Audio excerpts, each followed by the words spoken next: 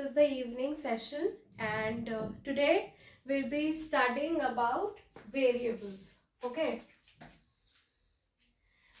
variables are a very important part of your research, and I would say before starting with the hypothesis of the research, we will be dealing in variables. In today's class, we'll be learning about what is variable, what are different types of variables, how variables impact the research, and what is the main point wherein we see variables hold a major importance. Okay, whether it's in formulation of your hypothesis, whether it's checking of your hypothesis, whether it's in the finding and an analysis part. So everywhere variables play a very important and major role. What we do is we understand hypothesis, we understand independent and dependent variables, and then we start doing our research, whether it's for our research paper, whether it's for our thesis. But most important thing is we need to understand there are many types of variables and even exogenous variables, constant variables, continuous variables. They impact the research directly and indirectly. And if you have to do optimum and how do we say fulfilled research, then we need to take all these parameters into line and we need to understand about all the variables.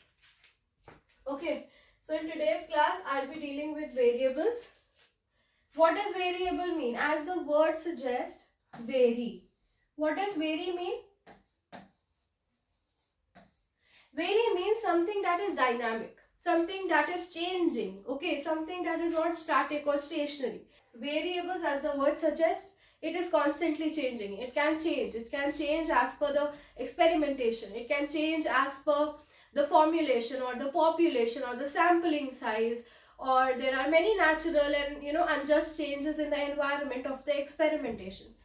Variable means it can vary. It is dynamic, constantly changing. And what does ables means? Ables means ability. Okay, next class I'll be dealing in hypothesis and types of hypothesis, which will start with our research unit for this time. Before that, I want everybody to make notes, and I want everybody to pay very keen and kind attention on variables, because it is very important. I'll be using it while teaching review of literature as well and finding and analysis part. Okay, so starting up with variables. What are variables? Okay, firstly we need to understand that.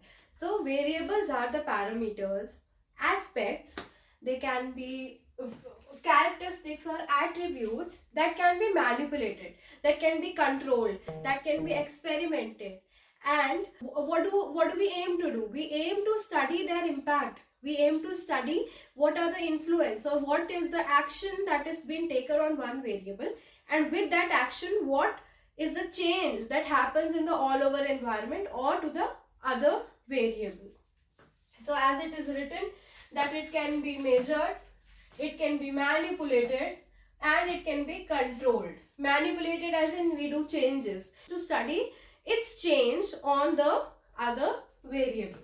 So basically it is all about studying the relationship between them, two variables, and the outcome of interest, that after the changes what is the outcome. Okay, so one thing is when we study relationship, what do we aim to study? We aim to study that if there are two variables, variable A, variable B, what is the relationship between them? How are they related? Then are they related positively or negatively? Means if one variable rises, increases, what is the change on other variable? Does it also increase or it decreases? Correct? No. So what is the relationship? We study the what of it and the how of it. How are they related? That are they neutral? Are they positive? Which means that if one is changing, one is rising or increasing, is the other one also increasing? Are they decreasing? So what is the changes happening? So all these things are being done with variables, and that's why it's very important in research. Variables are crucial in the research process as they promote means to test hypotheses and answer the research questions. In the next class, we'll be studying about hypothesis, what it means to say is when we formulate a hypothesis, okay, for example for my research I formulated a hypothesis. मैं वो कैसे formulate करूंगी, मैं hypothesis कैसे बनाऊंगी? जब मैं अपने variables के साथ sorted होंगी, जब मुझे पता होगा मेरा independent variable क्या है, मेरा dependent variable क्या है, तभी मुझे पता होगा कि what exactly am I measuring. मैं जो रिसर्च कैरी ऑन कर रही हूँ, जो मैं क्वेश्चंस बना रही हूँ, ऑब्जेक्टिव्स लिख रही हूँ अपने रिसर्च के, जो मुझे एक्चुअली फाइंड करना है, वो मुझे कब पता चलेगा? जब मुझे ये पता होगा मुझे मेजर क्या करना है. और मेजर क्या करना है, वही होता है वेरिएबल्स जो हम मेजर कर रहे हैं. एक को बढ़ा रहे हैं, एक को कम कर रहे हैं, और उसका जो भी हमने चेंजेस या मैनिपुलेशन करा है उसका हम इफेक्ट ढूंढ रहे हैं. क्या इफेक्ट हुआ उस चेंज का, ठीक है. Variables are all about the stimuli and the response. क्या एक्शन किया हमने, क्या चेंज किया, और उस चेंज का हम पे क्या रिस्पॉन्स आया, ठीक है ना. तो ये बहुत इंपॉर्टेंट है to analyse and formulate the hypothesis and the research questions, because variable tells us what is the phenomena, what are the characteristics that we are actually measuring in our research. Okay, so now we studied about why variables are important for hypothesis, because we want to know what we are measuring, why it is important to formulate our research questions. Variables play a major role.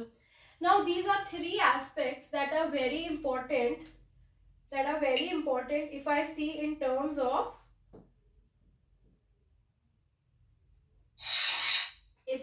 terms of UGC NET as well, and there are many exams and there are many things which we have to take care while doing our research, whether it's writing your graduation research papers, master's thesis, or etc. First thing is validity. What is validity? Validity in a research means the accuracy of the research. Always remember, validity means accuracy. When I talk about reliability, I mean the consistency.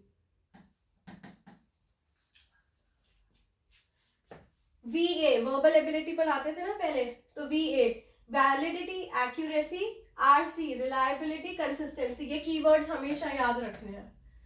Accuracy से मैं क्या कहना चाहती हूँ कि जो मेरे research के results निकलेंगे, are they valid or not? Are they valid as in अच्छे से उनको मेजर किया गया है, क्या उसमें एक्यूरेसी है, या मैनिपुलेशन हमने रिजल्ट्स के साथ तो नहीं करा है. जो रिलेशनशिप मैं अपने वेरिएबल्स में फाइंड करना चाहती हूँ, क्या मैं रिलेशनशिप एस्टैब्लिश कर पाई हूँ जिसके बेसिस पे मुझे आउटकम मिला है और मेरा रिजल्ट निकला है. उस बेसिस को मैं कहती हूँ वैलिडिटी की. मेरी रिसर्च कितनी वैलिड है, मेरी रिसर्च कितनी एक्यूरेट है, करेक्ट. रिलायबिलिटी की जब मैं बात करती हूँ, जब मैं बोलती हूँ how reliable is my research, I am to say, for example I did a research on how online classes has increased fatigue in students. Okay, that is my research. उसके लिए मैंने सैम्पलिंग करा, रैंडम सैम्पलिंग करा, मान लो 100 samples के ऊपर मैंने sampling करा और मेरा रिजल्ट निकला जो भी रिजल्ट निकला. अब क्या मेरी रिसर्च रिलायबल है, इसका मतलब यह है क्या वो कंसिस्टेंट है. मतलब ऐसा नहीं कि वो इन 100 बच्चों पे ही एप्लीकेबल है, बट छोटे से सैंपल से लेके मैं उसको एक वाइडर पॉपुलेशन पे क्या मैं उसको अप्लाई कर पा रही हूँ, ये रिलायबिलिटी है. ठीक है, क्या मैं उसको जनरलाइज कर पा रही हूँ.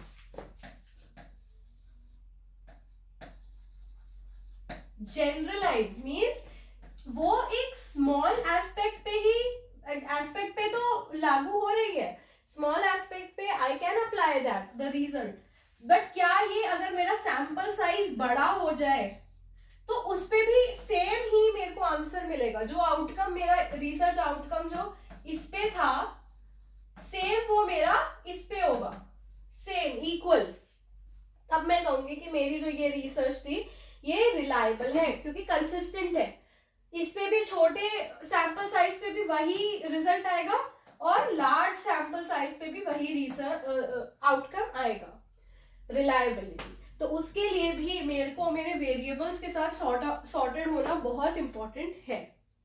रेलेवेंस, मेरे वेरिएबल्स बताते हैं कि मेरा स्टडी कितना रेलेवेंट है. फॉर एग्जाम्पल, अगर मैं स्टडी कर रही हूँ यूज ऑफ ChatGPT और any AI software for education, तो मेरे जो वेरिएबल्स होंगे वो हो जाएंगे एजुकेशन, AI, ठीक है, technology,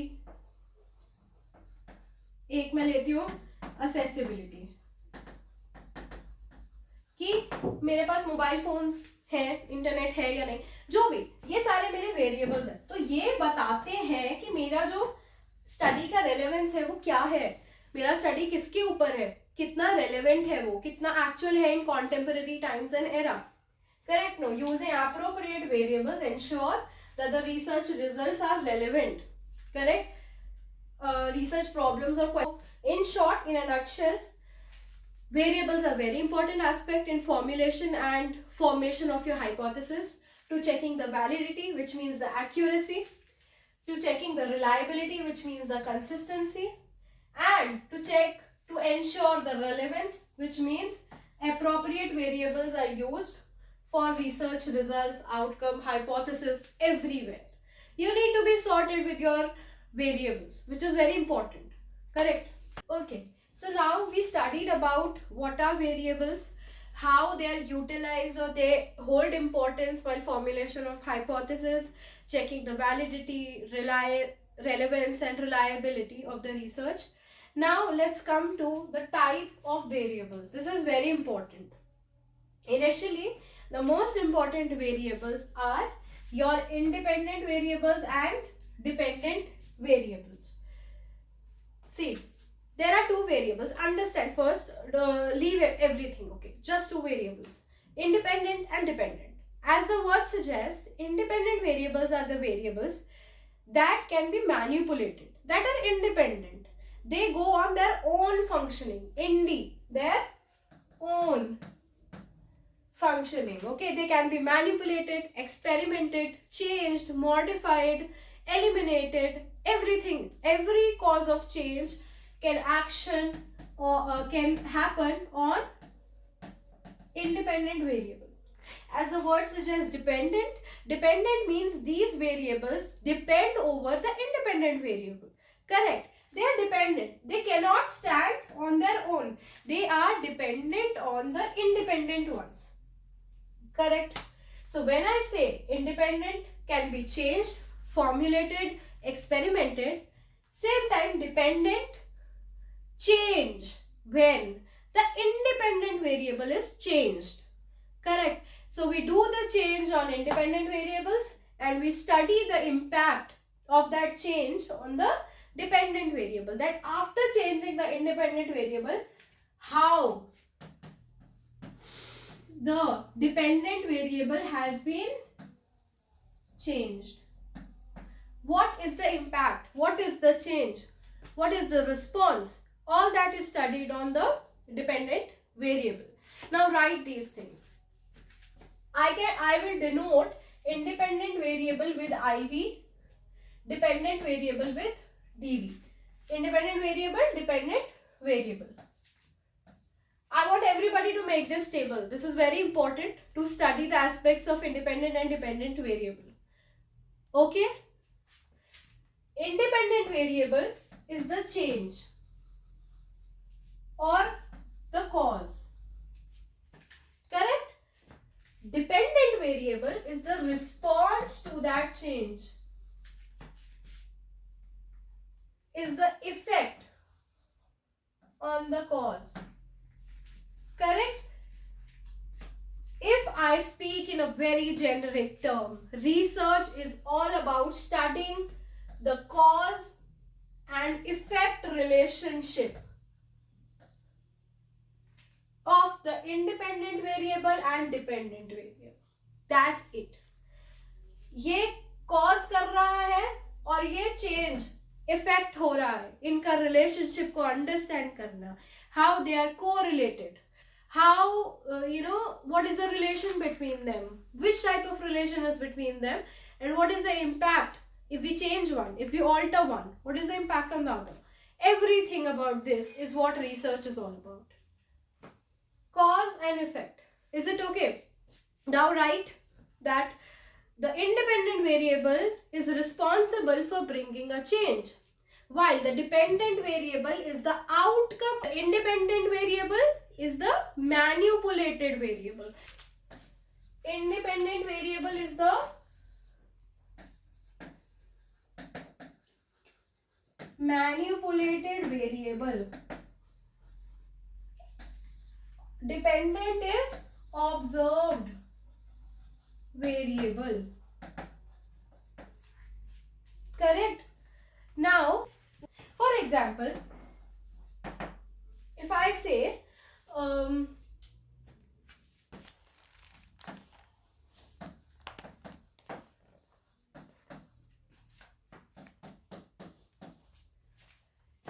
exercise helps to reduce PCOS. So now we have two variables, exercise and PCOS. Correct. Now I want you to identify which is independent and which is dependent. The PCOS depends on exercise. So exercise will become your independent variable. PCOS will become your dependent variable. You control the exercise. Either you do it, you don't do it. If you do, for example, exercise हो रही है, this is the independent variable. अब इस exercise करने से क्या impact पड़, ये cause हो गया हमारा, इसका क्या impact होगा, क्या response होगा, या क्या effect होगा on the dependent variable, which is PCOS. There's a very common thing that smoking, for example हम स्मोकिंग लेते हैं और उसका हम हेल्थ लेते हैं एक वेरिएबल, तो स्मोकिंग इंडिपेंडेंट वेरिएबल हो जाएगा, हेल्थ क्या होगा, डिपेंडेंट होगा, क्योंकि your health depends whether you smoke और not, right. Health depends on the action, depends on the cause. फिर हेल्थ होगा आपका डिपेंडेंट वेरिएबल और स्मोकिंग क्या हो जाएगा, independent variable. This is all about your independent and dependent variable.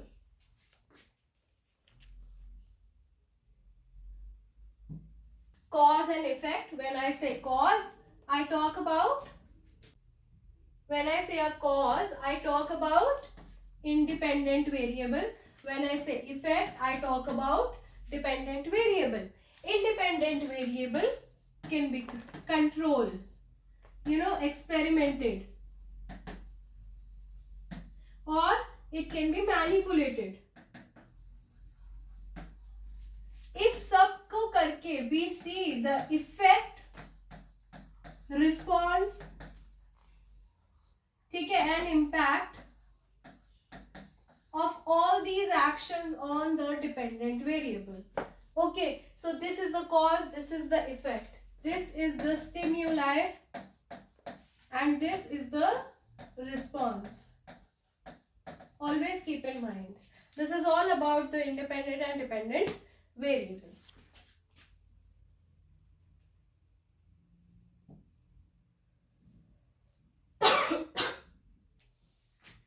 Now, next we come to the extraneous variables. These are the third type of variable which are very important.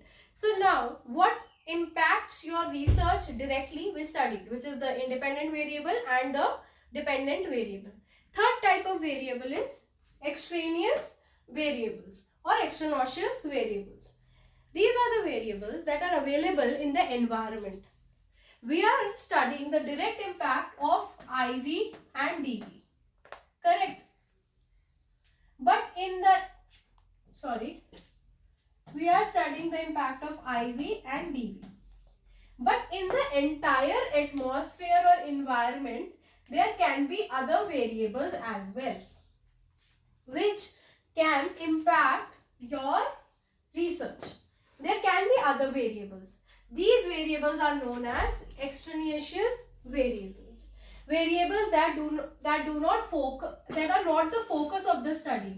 They are not the prime variables. They are not the exact focus. For example, if I am studying about health, if I am studying about PCOS, these variables won't be the focus of the study. They won't be related to health or something.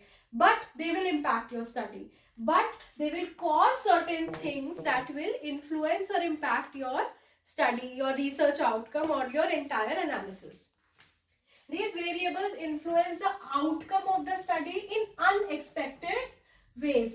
This is a very nice keyword to identify that it's an extraneous variable. Unidentified or unexpected way must be accounted for, but they should be accounted for, and researchers should keep it in mind. Extraneous variables happen in which kind of study? Research study the most? Experimental research. Whenever we are doing an experimental research, we will always take care of the extraneous variables because they are present in the environment and they affect your study indirectly, which can actually cause a change in the outcome of the study. They are denoted like, इनके लिए तो मैंने ये लिख दिया. अब इन extraneous variables को कैसे लिखेंगे? EV, extraneous variable. ठीक है. अब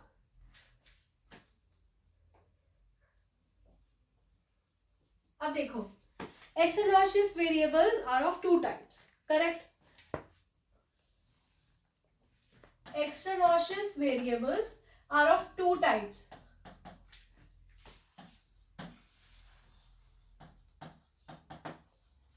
First is confounding variables.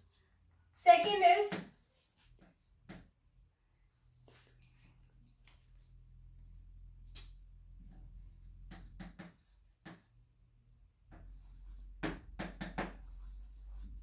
intervening variables. तो दो टाइप के हमारे वेरिएबल्स हो गए, ठीक है. पहला कौन सा हुआ? कॉन्फाउंडिंग, और दूसरा हुआ इंटरवीनिंग. कॉन्फाउंडिंग वेरिएबल्स कौन से होते हैं? जिनका हमारे रिसर्च पे नेगेटिव इम्पैक्ट पड़ता है, जिनका हमारे जो वेरिएबल्स है, हमारा जो फाइंडिंग है, उस पे नेगेटिव इम्पैक्ट पड़ता है. कॉन्फाउंडिंग मैंने कैसे याद रखा? कॉन क्या होता है? स्पैम होता है ना, नेगेटिव होता है, हार्म करता है. तो कॉन मतलब नेगेटिव. कॉन्फाउंडिंग नेगेटिव इम्पैक्ट करता है. इंटरवीनिंग जो पॉजिटिव इम्पैक्ट करते हैं हमारे वेरिएबल्स को. एक्स्ट्रानोशियस वेरिएबल, अगर क्वेश्चन आता है एक्स्ट्रानोशियस वेरिएबल का मेन इम्पैक्ट किस पे होता है? एक्स्ट्रानोशियस वेरिएबल का मेन इम्पैक्ट किस पे होता है? इंडिपेंडेंट वेरिएबल पे एक्स्ट्रानोशियस का मेन इम्पैक्ट पड़ता है. डिपेंडेंट को तो वो इम्पैक्ट कर ही देगा. अगर चेंज इंडिपेंडेंट वेरिएबल को कर पाता है वो, तो डिपेंडेंट तो इंडिपेंडेंट पे ही तो डिपेंडेंट है ना, तो उस पे तो चेंज आ ही जाएगा. मेनली किसको, प्राइमली किसको इम्पैक्ट करता है? आईवी इंडिपेंडेंट वेरिएबल को. तो क्या पढ़ा? कॉन्फाउंडिंग नेगेटिवली इम्पैक्ट करता है, इंटरवीनिंग पॉजिटिवली इम्पैक्ट करता है. अब इसको बहुत अच्छे एग्जाम्पल के साथ समझाती हूँ, ठीक है. ये इरेज कर दूं. देखो,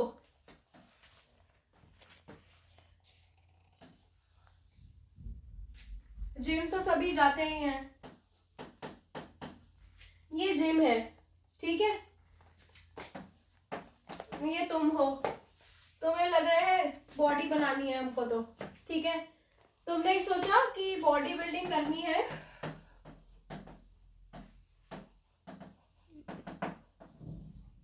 बॉडी बिल्डिंग करनी है, तो आज से जिम जाएंगे. एक वेरिएबल कौन सा हो गया? Body building, health. एक वेरिएबल कौन सा हो गया? जिम हो गया, ठीक है. जिम कौन सा वेरिएबल हुआ? Independent variable. बॉडी बिल्डिंग कौन सा हुआ? Dependent variable. बॉडी बिल्डिंग कब होगी? जिम में जाएंगे अगर, तो बॉडी बिल्डिंग किस पे डिपेंड करती है? जिम पे डिपेंड करती है, ठीक है. ये हो गया. अब बीच में क्या हुआ? बीच में पड़ा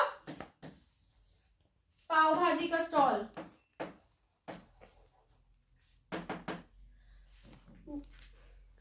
पाव भाजी का स्टॉल पड़ा बीच में. आपको लगा चलो खा के आते हैं, ओके लेट्स ईट पाव भाजी एंड एवरीथिंग. अब बॉडी बिल्डिंग तो गई भाड़ में, आप चले गए पाव भाजी खाने. तो इसने जो हमारा रिलेशनशिप था कि बॉडी बिल्डिंग से हम जिम जाएंगे बॉडी बिल्डिंग करने, इन दोनों के रिलेशनशिप को इम्पैक्ट किया ना. बॉडी बिल्डिंग तो नहीं हो पाएगी कि हम एक्सरसाइज तो कर रहे हैं, हम जिम जा रहे हैं, लेकिन हम डाइट पे ध्यान ही नहीं दे रहे, हम जंक खाए जा रहे हैं, पाव भाजी हम खाए जा रहे हैं. तो इससे क्या होगा? पूरा जो रिलेशनशिप था वो नेगेटिवली इम्पैक्ट हो गया। पाव भाजी का स्टॉल कौन सा वेरिएबल हुआ फिर हमारा? कॉन्फाउंडिंग नेगेटिव इम्पैक्ट। ठीक है, अब सेम इसी में अगर मैं वेरिएबल दे दूं एक और, फॉर एग्जाम्पल एक किसी ने वही जिम के बाहर शॉप खोल ली प्रोटीन शेक की या हेल्दी की, फ्रूट्स की and all, and you start की ठीक है बॉडी बिल्डिंग में करके आऊंगा, जिम जाऊंगी, उसके बाद मैं प्रोटीन शेक पीऊंगी या मैं फ्रूट्स पीऊंगी, मैं नट्स खाऊंगी, तो वो क्या करेगा? रिलेशनशिप को पॉजिटिवली इंपैक्ट करेगा। ठीक है, कौन सा वेरिएबल हो गया? Intervening variable. समझ आ गया कैसे रिलेशनशिप पॉजिटिवली और नेगेटिवली इंपैक्ट होता है? एक्स्ट्रानॉशियस वेरिएबल। अब बॉडी बिल्डिंग और जिम दोनों का पाव भाजी से कोई रिलेशनशिप नहीं है, बिल्कुल अलग फिनोमिना है, करेक्ट। बट फिर भी ये दोनों एक्स्ट्रानॉशियस वेरिएबल मेरे दोनों वेरिएबल मेन वेरिएबल्स को इंपैक्ट कर रहे हैं, जो कि मेरे आउटकम को इंपैक्ट करेगा। ठीक है, तो ये दोनों भी मैं वो करूंगी, कंसिडर करूंगी, और इनको मैं क्या कहूंगी? They are extraneous variable. Crux of the study, extraneous variable बता दिया क्या होता है? दो टाइप के होते हैं। कौन सा बताया? पहला कॉन्फाउंडिंग, दूसरा इंटरवीनिंग। ये याद रखना है, हर केस में याद रखना है ये। दीज इन पे द थिंग इज बड़े बड़े बुक्स होंगे, maybe they won't give focus on these studies, on these variables or something, but you actually think in yourself how much important these variables are, correct? आप 30 days gym जाते हो कि मैं body बनाऊंगा, correct? आप gym जा रहे हो, आप मेहनत कर रहे हो, लेकिन जो आउटकम है वो तो सेम नहीं आएगा। फिर हम कहेंगे कि जो रिजल्ट है वो, जो रिसर्च है वो कंसिस्टेंट नहीं है, क्योंकि एक जना तो 30 दिन जिम गया, उसकी बॉडी बन गई, 100 लोग 30 दिन जिम गए, उनकी बॉडी बन गई। पर फिर हम कहते हैं कि एक जना तो भाई जिम जा रहा था, दूसरा आदमी, पर वो पाव भाजी खा रहा था, उसकी तो बॉडी नहीं बनी तो 30 दिन में। Then we'll say the research is not reliable, जो मैंने बताया जनरलाइज करना। क्यों? क्योंकि there are extraneous variables also, these variables are impacting our research, okay, that's why. Now we come to the next category. अब देखो 3 मेन वेरिएबल्स हम कर चुके हैं, ये मेन है, ठीक है, major part of the work has been done.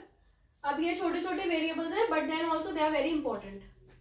Active variable, active variables क्या होते हैं? रिसर्च मैनिपुलेट करता है इनको इंटेंशनली, रिसर्चर इनको इंटेंशनली मैनिपुलेट करेगा। फॉर एग्जाम्पल ड्रग ट्रायल में डोजेज का एडमिनिस्ट्रेटर करना, ठीक है, एक ड्रग ट्रायल हो रहा था, तो उसमें डोजेज को तो आप एडमिनिस्टर कर रहे हो ना, वो आपका एक वेरिएबल हो गया कि कितने ग्राम डोज देना है, 15 ग्राम देना है, 30 ग्राम देना है। अगर हमको एक आउटकम निकालना है तो we have to do certain things, तो उसको हम कहते हैं active variables. They are very, जो वेरिएबल्स बहुत ज्यादा एक्टिव है, प्रोमिनेंट है हमारी स्टडी में, करेक्ट। फॉर एग्जाम्पल अगर मैं एक स्टडी कर रही हूँ, impact of AI on mental health, तो मेरे एक्टिव वेरिएबल्स क्या हो गए? कंप्यूटर यूजेज, इंटरनेट, ये सब मेरे एक्टिव वेरिएबल्स हो गए, बिकॉज डायरेक्टली इंपैक्ट कर रहे हैं मेरे स्टडी को, ठीक है। डॉर्मेंट वेरिएबल्स, ये वेरिएबल, डॉर्मेंट मतलब साइलेंट, ज्यादा जिसका रोल नहीं होता, या ठीक है जी चुप पड़े हुए हैं कोने में, तो dominant variables, they are not manipulated, ये मैनिपुलेटेड नहीं होते, इनको ये मैनिपुलेटिव होते हैं, डिफरेंस में याद रखना। Dormant variables are not manipulated but can still affect your studies.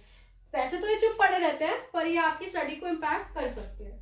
For example जब स्ट्रेस देखा गया पार्टिसिपेंट्स का, जेनेटिक जो आपका होता है, फॉर जब हम कहते हैं ना, one person can grasp a thing in 15 minutes while the other can do it in 1 hour, correct? No, क्यों डिफरेंस आ रहा है? उसको हम रिलायबल नहीं बना सकते, जेनरिक नहीं कर सकते, क्योंकि सबका लर्निंग कैपेसिटी डिफरेंट होता है। अब वो चीज मेरे जीन में है कि मैं टाइम लगाती हूँ समझने में, या मैं जल्दी समझ जाती हूँ, तो वो सब वेरिएबल्स क्या हो गए, मेरे जो जीन हो गया वो मेरा डोरमेंट वेरिएबल हो गया, कि ये साइलेंट वेरिएबल्स होते हैं, लाइक इन पे आप इतना ध्यान नहीं देते हो बट दे एग्जिस्ट, और जिसकी वजह से आउटकम में चेंज आ सकता है, outcome may vary, this is known as dominant variable. Next. Now, next we come up to the control variable. Control variable और categorical variables को एक साथ देखा जाता है. Categorical variable एक अलग टॉपिक है जो कि मेजरमेंट ऑफ स्केल्स में बहुत इंपॉर्टेंट है. It's very important in that thing. Firstly let's understand what is control variable. हमने सीखा हम इंडिपेंडेंट वेरिएबल को कंट्रोल करते हैं और फिर उसका इम्पैक्ट, उसका रिजल्ट, उसका आउटकम हम डिपेंडेंट वेरिएबल पे देखते हैं कि उस कंट्रोल या एक्सपेरिमेंट का क्या आउटकम था. This variable is held constant और is controlled by the researcher. मैं अपनी स्टडी में एक एस्पेक्ट को कांस्टेंट कर देती हूँ. 30 दिन जिम जाना, 30 day challenge, 30 day is constant, ये मैं चेंज नहीं करूंगी. तो अगर मैं अपने पार्टिसिपेंट्स, मेरे 6 लोगों का मैं सर्वे ले रही हूँ, 30 days is constant. 6 के 6 लोग 30 days जिम गए. That is the constant variable that I am using. It does not affect the relationship between the independent variable. और कौन सा वेरिएबल पढ़ा था जो नहीं अफेक्ट करता था? अभी पढ़ा था. Answer, tell me the answer. And the dependent variable अभी पिछले स्लाइड में ही पढ़ाया है. कौन से वेरिएबल्स पढ़ा दिए, जल्दी बताओ. ठीक है, रिलेशनशिप बिटवीन द इंडिपेंडेंट और डिपेंडेंट को नहीं करता है. Control variables are important to ensure that observed effects are due to independent variable and not other factors. इसका मतलब क्या है, इस लाइन का मतलब क्या है, लास्ट वाली लाइन को फोकस में देखो इसको.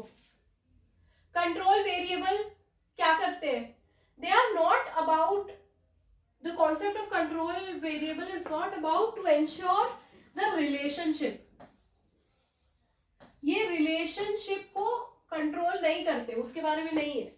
ये किस बारे में है, कुछ वेरिएबल्स को हम कंट्रोल कर लेते हैं, फिक्स कर देते हैं, ताकि वो हमारे डिपेंडेंट और इंडिपेंडेंट वेरिएबल का जो रिलेशनशिप है उसको अफेक्ट नहीं करे. हमने पिछले स्लाइड में एक्स्ट्रानॉशियस वेरिएबल्स के बारे में पढ़ा, जिसमें हमने 2 वेरिएबल्स के टाइप होते हैं, कॉन्फाउंडिंग और इंटरवीनिंग. अगर मैं इन दोनों वेरिएबल को कांस्टेंट कर दूं तो क्या होगा, मेरा जो इम्पैक्ट ऑफ आईवी और डीवी, इनका जो रिलेशनशिप होगा वो इम्पैक्ट नहीं होगा ना. एक्स्ट्रानॉशियस वेरिएबल्स मैंने कांस्टेंट कर दिए, फ्रीज कर दिए. कोई पाव भाजी का स्टॉल है ही नहीं, कहीं जाना ही नहीं है. आप घर से ए पॉइंट से स्टार्ट हुए, बी पॉइंट तक गए, फिर बी पॉइंट से सीधा ए पॉइंट. ये जिम हो गया और ये आपका होम हो गया. यही है, बीच में कहीं रुकना ही नहीं है. फ्रीज कर दिए, कांस्टेंट कर दिया, तो अब मैं अच्छे से अपना आईवी और डीवी को रिलेशनशिप को स्टडी कर पाऊंगी. ठीक है, ये है कांस्टेंट वेरिएबल. इसका रिलेशनशिप को ग्रास्प करना नहीं है.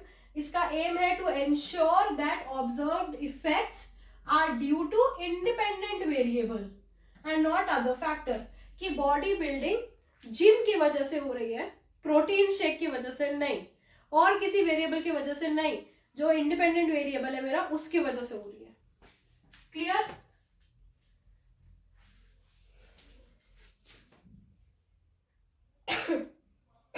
I come to the continuous variable. Constant variable कर लिया हमने, fix वाला. Continuous variable. These variable can take any value within a certain range. They are measured on a scale, often used in statistical analysis. Examples include height, weight, temperature. Basic generic language में समझो. Continuous variables कौन से variables होते हैं जो changing, they're ever changing, that they can never be constant. For example, your age, your weight, height तो चलो एक टाइम के बाद constant हो जाती है. weight fluctuate होता है, टेम्परेचर फ्लक्चुएट होता है. सुबह कोई और टेम्परेचर है, रात तक कुछ और हो जाता है, ये सारे कॉन्टिन्यूस वेरिएबल में आते हैं, ये चेंज होते रहते हैं। मेरी स्टडी को टाइम लगता है 2 ईयर, मैंने एक थीसिस लिखी 2 साल लगा, तो जो मेरे सैंपल्स हैं वो भी तो ग्रो हो रहे हैं ना। अगर मेरी जो स्टडी है वो सिर्फ 18 ईयर वाला एज ग्रुप को कंसिडर कर रही है, पार्टिसिपेंट को कंसिडर कर रही है, सैंपल्स तो बढ़ गए, अब 20 साल के हो जाएंगे, कॉन्टिन्यूस वेरिएबल, ठीक है।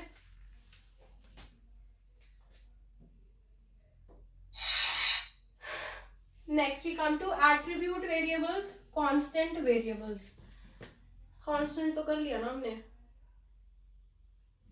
Attribute variables, characteristics that describe the subject. Attribute करना, एट्रीब्यूशंस देना, मतलब एडजेक्टिव्स बताना, सब्जेक्ट के बारे में बताना, कैसा है कैसा नहीं है। Okay, so they are not manipulated, okay, they describe the subject, they are not manipulated. Example, age, gender, socio economic status, जैसे आप कितने उनका इकोनॉमिक लेवल बताना, are they rich poor, which slab they are, what is the gender. So we are actually telling you not adjectives but we are describing how are noun is. Noun क्या हो गया हमारा, subjects, participants.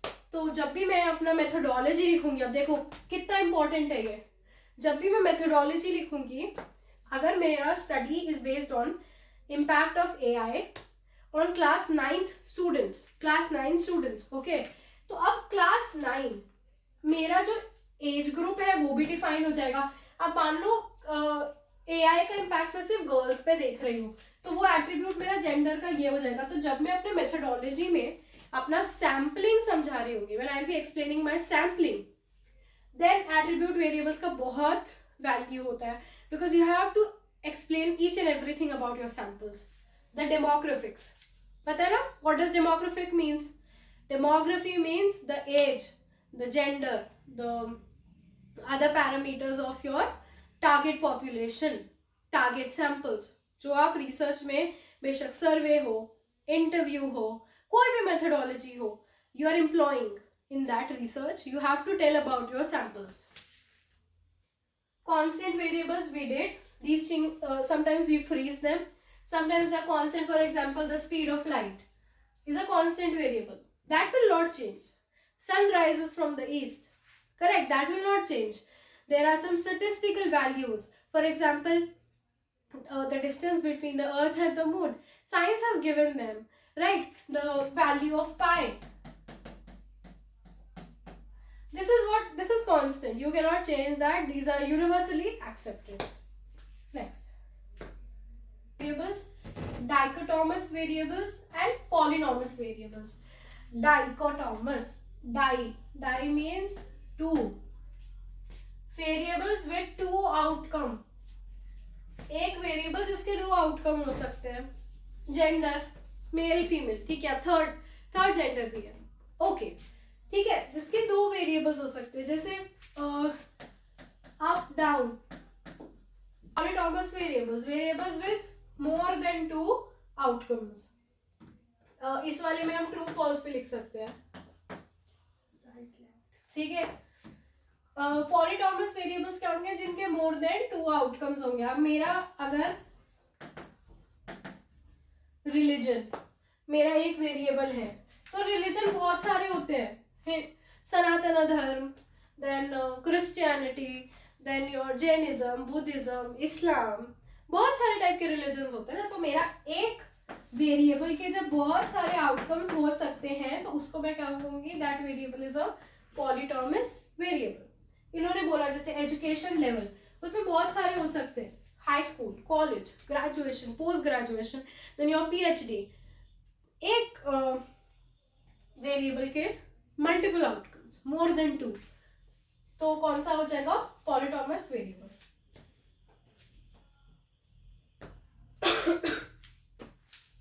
Now we come up to one of the most important variable, and I think this is the last variable in the slide, categorical variables. I want you all to pay a little extra attention to this thing, because these variables are very important when I talk about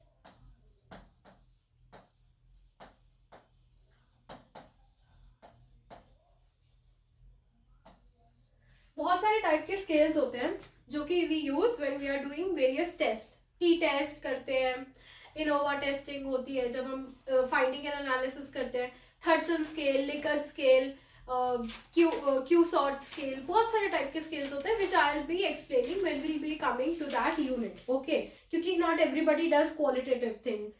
I understand in humanities and social sciences qualitative study holds a major importance, but there are other research studies as well wherein they back up their qualitative study with the quantitative analysis as well. For now, in categorical variables, let's understand there are four phenomena: nominal, ordinal, interval and ratio.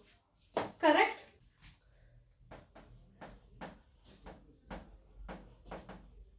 Nominal. Nominal क्या होता है? Nominal basically means the category. Okay, when we categorize things. So nominal means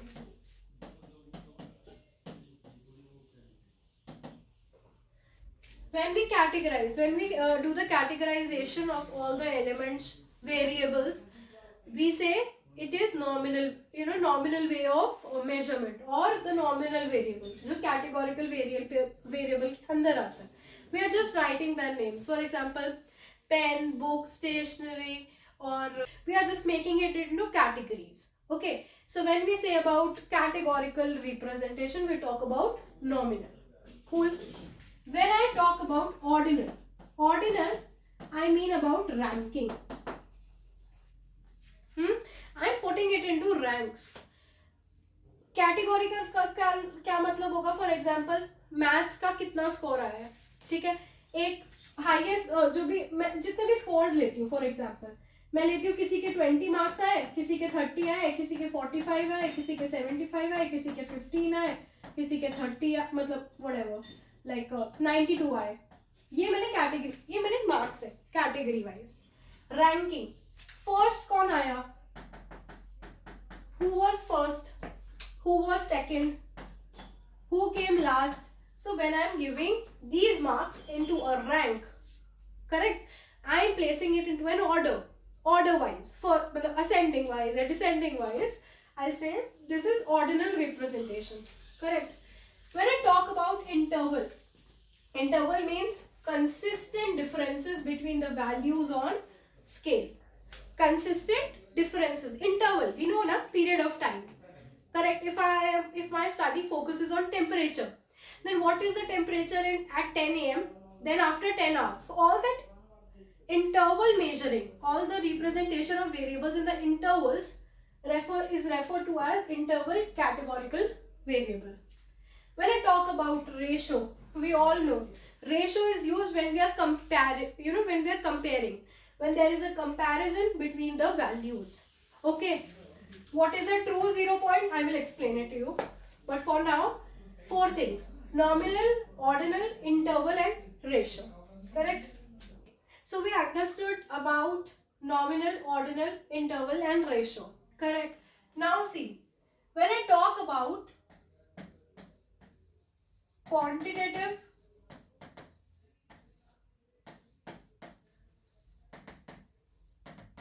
qualitative categories, okay, then always remember quantitative, what comes? Interval.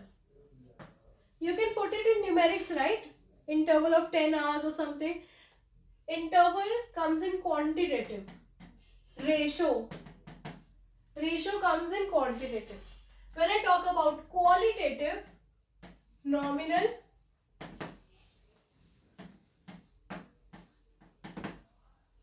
and ordinal. Okay, they both are qualitative. Because in qualitative and nominal, what am I doing? I'm putting it into categories. Ordinal, I'm putting it into rank. Correct?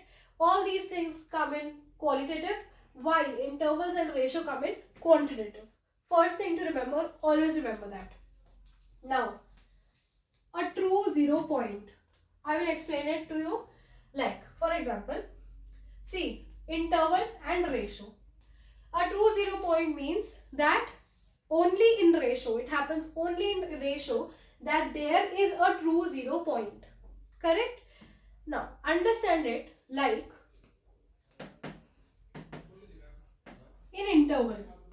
For example, you know, temperature. A zero value cannot be attained.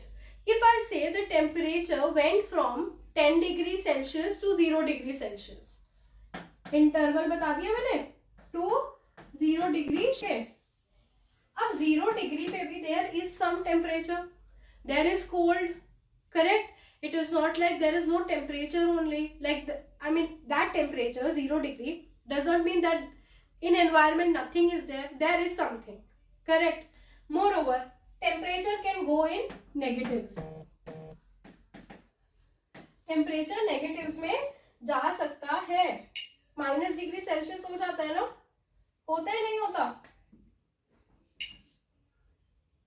Temperature -10 degree या -5 degree whatever it is हो जाता है ना. Zero से बाहर भी चला जाता है ना, इन द सेंस जो हमारा वो स्केल होता है, यहाँ 0 होता है, यहाँ 1 2 3, -1 -2 -3. तो temperature goes in minus also. Therefore, an interval will never have a true zero. It will never have a true zero.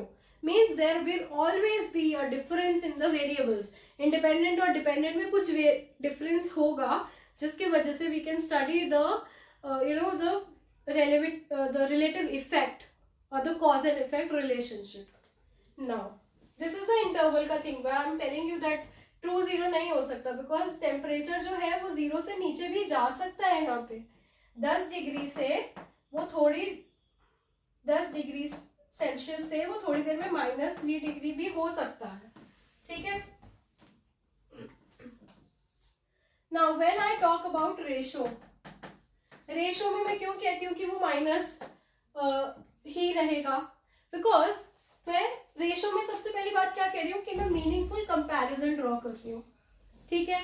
तो कभी कभी ऐसा भी हो सकता है, पॉसिबिलिटी है कि कंपैरिजन में मतलब कंपैरिजन हो ही नहीं सकता. They are so similar, both of the things are similar. Means the independent variable is equal to dependent variable. दोनों सेम है, कुछ डिफरेंस है ही नहीं दोनों में. ठीक है. तो कंपैरिजन हो ही नहीं सकता है, कोई कंपैरिजन नहीं है, तो इसलिए वो 0. I can say that it is a true 0. ठीक है. फॉर एग्जाम्पल, पॉज करिए जाके.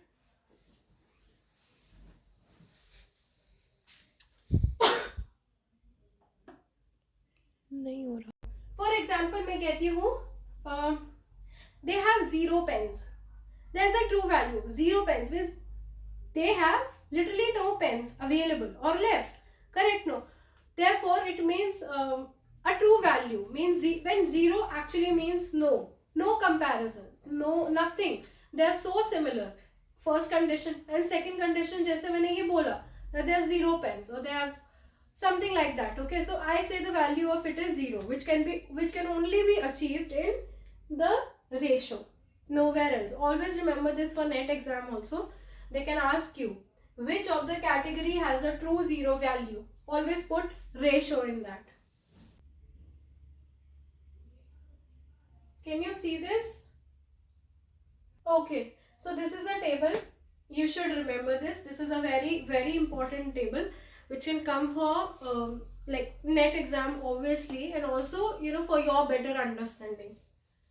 Nominal, ordinal, interval and ratio. I have explained all these things. Also, I will explain them once again when we'll be doing measurement of scales, when we'll be doing finding and analysis. So right now, please understand it with the concept that you have clarity about it. Moreover, you know about the categorical variables. Okay. Nominal. Category. A quick revision. Nominal. Category में करना. Ordinal ranking देना. ठीक है. Interval quantitative होता है. Ratio comparison.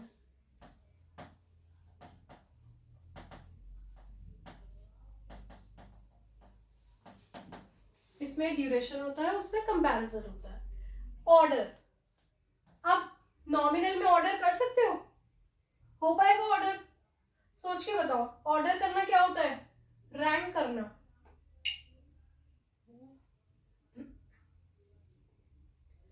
तो nominal में नहीं होगा, ऑर्डिनल में होगा रैंक करना, इंटरवल में भी होगा, रेशो में भी होगा। ठीक है, अब ये चीज हम कैसे सीख सकते हैं? देखो, अभी मैंने पीछे एक बॉक्स बनाया था, वो मैं एक्सप्लेन नहीं किया वहां पे। Before explaining this, come on this thing, ठीक है?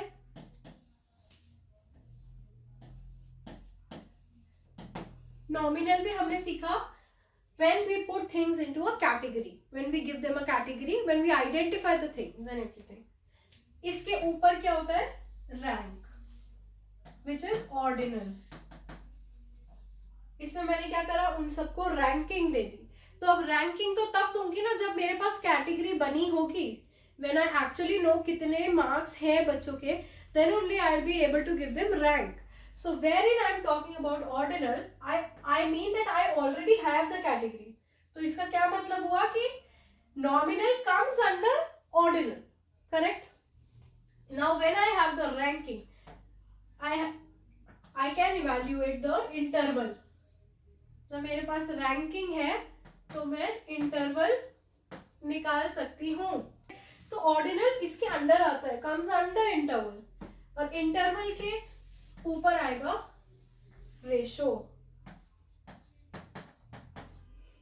ठीक है, इसको इजी सेंस में ऐसे समझो, ये हो गया तुम्हारा दिल्ली, ठीक है?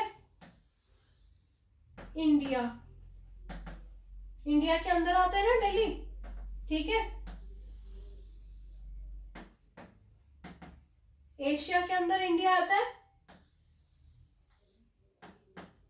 और यहाँ पे कुछ भी लिख सकते हो, वर्ल्ड, करेक्ट? ऐसे ही वर्ल्ड, अब जो दिल्ली है वो वर्ल्ड के अंदर भी तो आया ना, क्यों? क्योंकि वो एशिया के अंदर है, ओ इंडिया के अंदर है, इंडिया एशिया के अंदर है, एशिया वर्ल्ड के अंदर है। तो देखा जाए तो वर्ल्ड में एशिया भी आ रहा है, इंडिया भी आ रहा है, और दिल्ली भी आ रहा है, करेक्ट? एशिया के अंदर वर्ल्ड नहीं आ रहा, नो, एशिया के अंदर only India comes and Delhi comes, correct? And in India only Delhi comes, correct? And Delhi is a part of all, but we cannot say the world is in Delhi. No, Delhi is in world. Delhi is a component of, or the cat, whatever it is in the world. Okay, now understand this thing. नहीं कर सकती order, ordinal को कर सकती हूँ, interval को कर सकती हूँ, रेशो को कर सकती हूँ, क्यों? Tell me why. मैंने अभी रूल बताया ना, एक बॉक्स, फिर इसके अंदर एक, फिर इसके अंदर एक, फिर इसके अंदर एक, तो नॉमिनल यहां हो गया, सॉरी, नॉमिनल यहां हो गया, ऑर्डिनल यहां हो गया, इंटरवल यहां हो गया, और रेशो यहां हो गया, NOIR, NOIR, करेक्ट? तो अब ऑर्डिनल, ऑर्डिनल जो है वो सिर्फ नॉमिनली तो नहीं कर सकता, ऑर्डिनल आई के अंदर भी आ रहा है और आर के अंदर भी आ रहा है, तो सब पे टिक लगेगा। समझ आ गया? काउंट या फ्रीक्वेंसी कौन कर सकता है? काउंट या फ्रीक्वेंसी सब कर सकते हैं ना।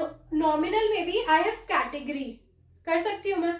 नॉमिनल में मुझे पता है एक बच्चे के 10 मार्क्स आए, एक के 20 आए, एक के 25 आए, एक के 30 आए, एक के 37 आए, एक के 42 आए, 48 आए। अब मैं फ्रीक्वेंसी भी काउंट कर सकती हूँ, सब कुछ कर सकती हूँ। मैं ये भी बता सकती हूँ कि 3 बच्चों के 30 आए, सब कुछ बता सकती हूँ। नॉमिनल, ये तो मैंने सिर्फ कैटेगरी बताई है, उसमें भी बता सकती हूँ, इसमें भी। और अगर नॉमिनल में बता सकती हूँ तो तीनों में बता सकती हूँ। क्लियर? मोड, मोड क्या होता है? Who will tell me? Mode basically means frequency, count again, correct? अब इसमें मोड क्या हो गया? 30, कितना मोड हुआ उसका? 3 बार आ रहा है, ठीक है? तो वो भी मैं चारों में बता सकती हूँ।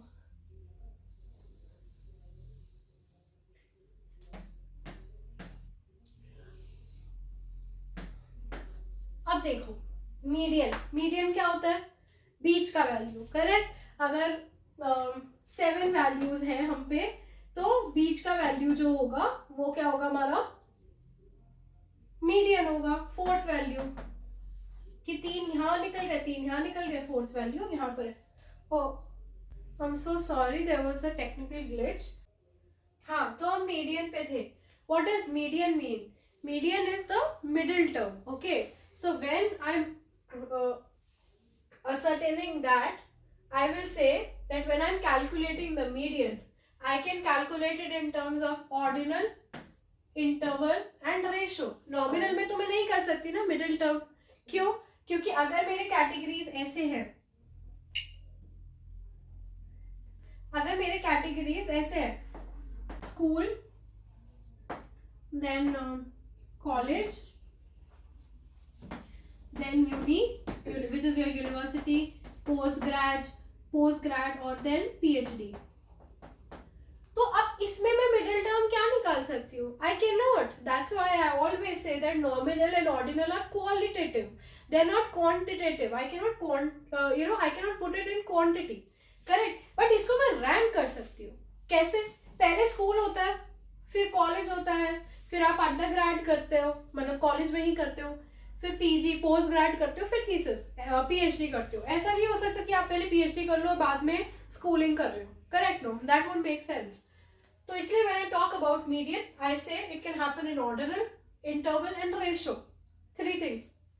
मीन क्या होता है? मीन होता है एवरेज। हम मीन निकालते हैं ना, एवरेज निकालते हैं। तो अब मीन हम किस चीज का निकाल सकते हैं? जो क्वांटिटेटिव हो, जिसपे न्यूमेरिकल एस्पेक्ट हो। वो किस में होता है? इंटरवल में होता है और रेशो में होता है। इन दोनों में नहीं होगा, क्योंकि ये दोनों क्या है? क्वालिटेटिव, और ये दोनों क्या है? क्वांटिटेटिव। करेक्ट? Correct no? तो मीन इन दोनों में निकलेगा। एवरेज तभी निकाल सकते हो when there is a quantity. Now then comes your addition and subtraction. Addition and subtraction again I can only do in interval and ratio because I have quantity. Multiply and divide. अब बताओ, interval में मैं निकाल सकती हूँ क्या multiply और divide? नहीं निकाल सकती।